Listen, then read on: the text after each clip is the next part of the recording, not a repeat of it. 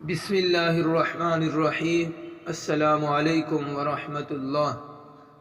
خلیفہ ہارون الرشید اور ملکہ زبیدہ کے دو بیٹے تھے، ایک کا نام امین اور دوسرے کا نام مامون تھا۔ امین ملکہ زبیدہ کا لاڈلا، جبکہ مامون خلیفہ ہارون الرشید کو بہت عزیز تھا۔ ملکہ زبیدہ کو اس ناانصافی پر بادشاہ سے شکایت تھی۔ ایک دن ملکہ زبیدہ نے خلیفہ ہارون الرشید سے پوچھا، یا امیر المومنین، امین مامون سے زیادہ خوبصورت، شائستہ اور ہر لحاظ سے بہتر ہے، پھر کیوں آپ مامون کو اچھا سمجھتے ہیں، اسے امین سے زیادہ پیار کرتے ہیں اور امین پر ترجیح دیتے ہیں؟ خلیفہ ہارون الرشید ملکہ کی بات سن کر پہلے تو مسکرائے اور پھر کہا، اے ملکہ، اگر تم وجہ جاننا چاہتی ہو تو ٹھہرو، ابھی اس کا راز کھل جائے گا۔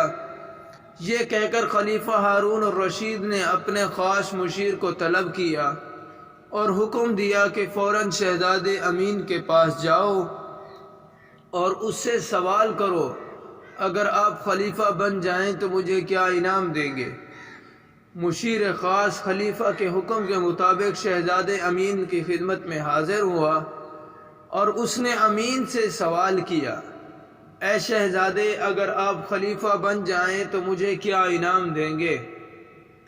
امین نے کہا، مشیر خاص، میں تمہیں مصر کی حکومت سونپ دوں گا۔ مشیر خاص نے ملکہ اور بادشاہ کے حضور پیش ہو کر شہزادے امین کا جواب پہنچا دیا۔ خلیفہ ہارون الرشید نے اس کے بعد مشیر خاص کو حکم دیا، اب شہزادے مامون کے پاس جاؤ اور ان سے یہی سوال دہراؤ، پھر مامون جو جواب دے اس سے ہمیں آگاہ کرو۔ چنانچہ خلیفہ کے حکم پر مشیر نے شہزادے مامون کی خدمت میں حاضر ہو کر وہی سوال دہرایا جو اس نے شہزادے امین سے کیا تھا، یعنی اے شہزادے، اگر آپ خلیفہ بن جائیں تو مجھے کیا انعام دیں گے؟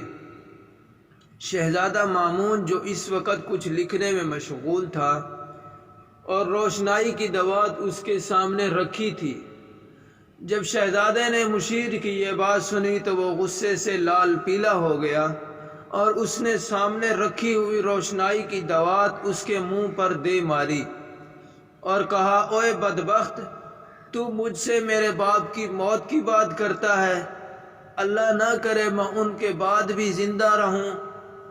مشیر خاص نے ملکہ اور بادشاہ کے روبرو پیش ہو کر جو واقعہ پیش آیا سارا بیان کر دیا۔ خلیفہ ہارون الرشید نے ملکہ کی طرف دیکھ کر کہا، ملکہ عالیہ، اب آپ کیا کہتی ہیں؟ ملکہ نے جواب میں شرمندہ ہو کر سر جھکا لیا۔